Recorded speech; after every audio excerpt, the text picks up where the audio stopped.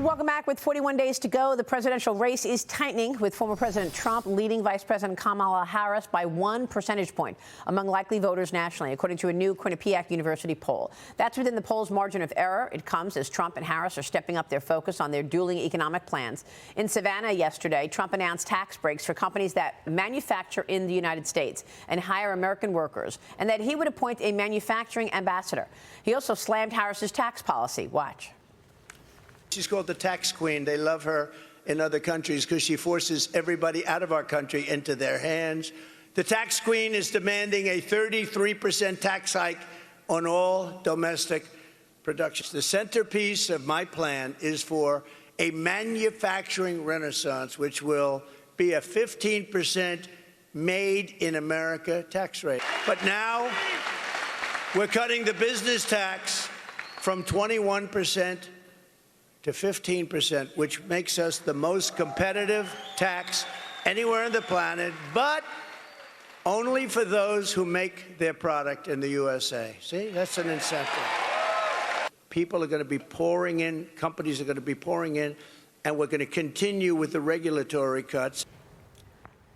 Meanwhile, Vice President Harris is set to deliver an economic speech later today in Pittsburgh. She's reportedly expected to announce new policy proposals aimed at boosting domestic manufacturing as well.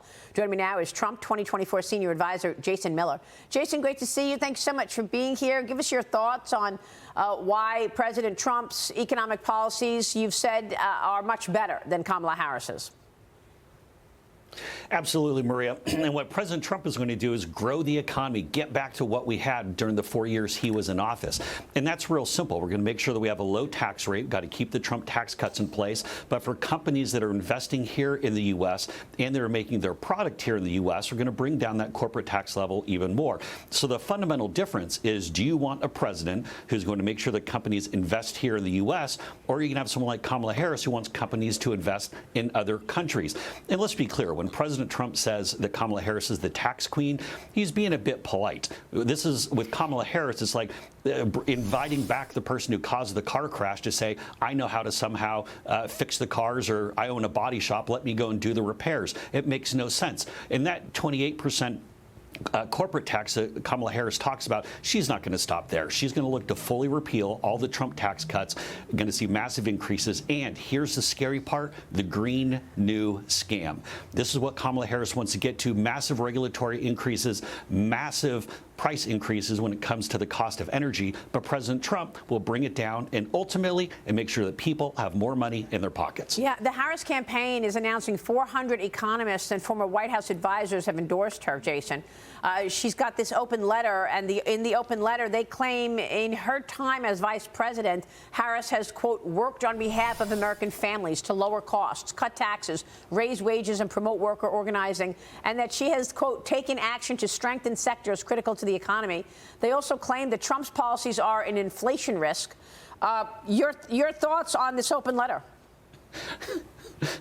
Yeah, well, this is funny. What I'd like those 400 eggheads to do is actually say that they found those 818,000 jobs that the Harris-Biden administration just invented and then had to go and take away. Maybe they can find that. Maybe they can explain why Kamala Harris was the deciding vote twice to go and increase spending to record levels to cause basically record level of inflation, which hurts people, hurts consumers, hurts businesses all around this country.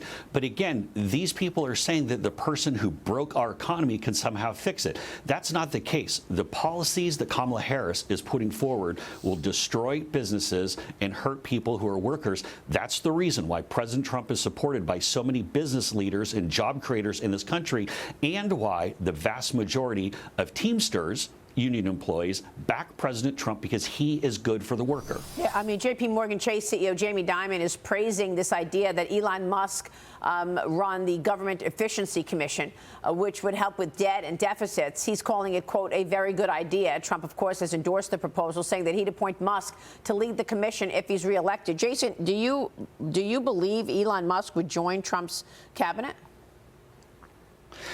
Boy, that would be great. Obviously, can't start doing President Trump's cabinet picks just yet. We got 41 days, so we need to make sure that we get the win. But Maria, there are so many billions, if not trillions of dollars of waste that we can ultimately get out of this system. That is what we have to get. There has to be a fundamental realignment for how government helps people. The point of government is not to grow government. I mean, right now, we're adding approximately $1 trillion to the national debt every 100 days. That's not sustainable. And you look at the spending policies where Kamala Harris wants to go, it's going to get even worse. Yeah. We have to go through and streamline and make more efficient government and get the function of government back to what it's supposed to be. Well, I'm glad you said that, because that's what President Trump told me as well earlier this year, that there's so much waste that he can eliminate, because there is some talk about all of these ideas of no tax. You know, where does the revenue come from? How's he going to do this? How's he going to have no tax on tips, no tax on Social Security, no tax on overtime? The Committee for a Responsible Budget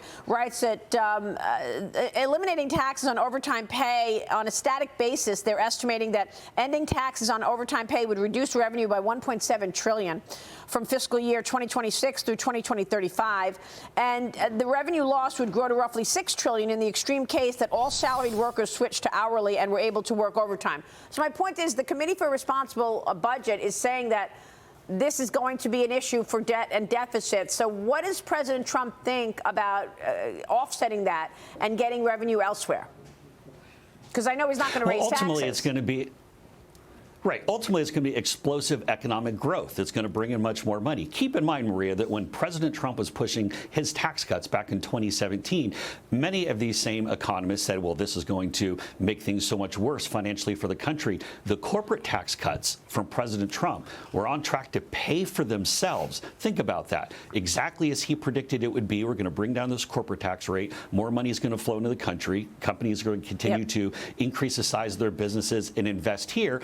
And not only they pay for themselves, but it would start helping overall government. We need massive economic growth. That's the only way we're going to get out of this mess where you see that all this spending is out of control. So these guys are looking at it a static basis. You got to look at a dynamic basis and realize that we have to have economic growth. The only way we're going to get there is reduce regulations, drill baby drill, and stop this crazy spending and bring down taxes so we're competitive with other countries around the world. Jason, what's your response to what we've learned this morning from the Senate report on the assassination attempts against President Trump?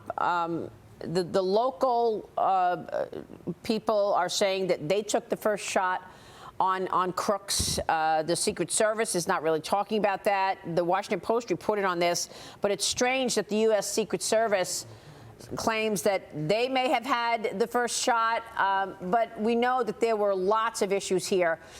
The communication was failing. The Secret Service was not communicating with the local. They had information that there was a threat 27 minutes before shots were fired, and they still allowed President Trump to stay on that stage. Your reaction to all of this morning? Yeah, well, this is a very scary report. I mean, when you look at it, this is something that should concern everybody. And I'm very thankful for the Secret Service agents who are in President Trump's detail, because not only they keep him safe ultimately when it came to Butler, but even you see the initiative that the Secret Service agent took at the attempt here in Florida, that if he had acted differently or hadn't acted at all within a couple of minutes, we could have been having a much different conversation right now. So there has to be some sort of structural change, a cultural change, not just with Secret Service, but with all law enforcement. These are real serious threats. You look at what Iran is saying and how they're coming after President Trump. We have to keep him safe. We have to keep all of our leaders safe. Do you believe these polls, that they're so tight, Jason? Well, ultimately, it's going to be a close election, but all the numbers coming out of the Sunbelt states have us in a good place. We're going to win Pennsylvania. We have the polling there. I think we have a great shot in Michigan, Wisconsin. We're even leading nationally, according to Quinnipiac. So we're in a better position now than at this point in 2020 or 2016. Jason, good to see you. Thanks so much. Jason Miller this morning from President Trump's campaign. Thanks, We'll be Maria. right back.